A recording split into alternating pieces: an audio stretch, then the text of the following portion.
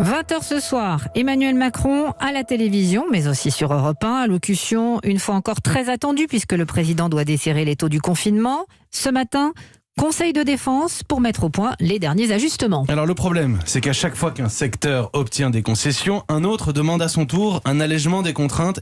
Et ainsi de suite. C'est l'effet domino, Louis Dragnel.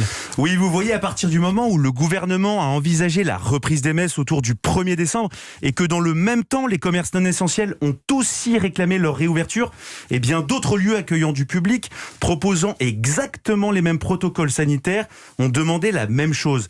Un conseiller ministériel pose un autre problème autour du kilomètre réglementaire. Comment peut-on autoriser les emplettes de Noël tout en interdisant de faire des balades sans rencontrer personne ? Un autre explique également, si on autorise à nouveau les services à domicile, on n'a pas d'autre choix que de rouvrir les salons de coiffure et les instituts de beauté. Mais ça paraît sans fin, Louis. Oui, et la même question se pose aussi pour les jauges.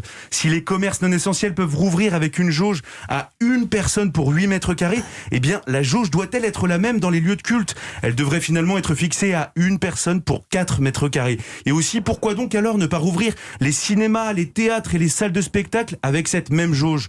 En vérité, ces questions illustrent aussi une inconnue résumée par un ministre. Au fond, on ne sait pas vraiment si ce plan et ces dates sont bonnes face à l'évolution de la situation sanitaire. Et de conclure, si nous n'avions pas été juste avant Noël, on serait sans doute resté confinés bien plus longtemps. Louis de Ragnel est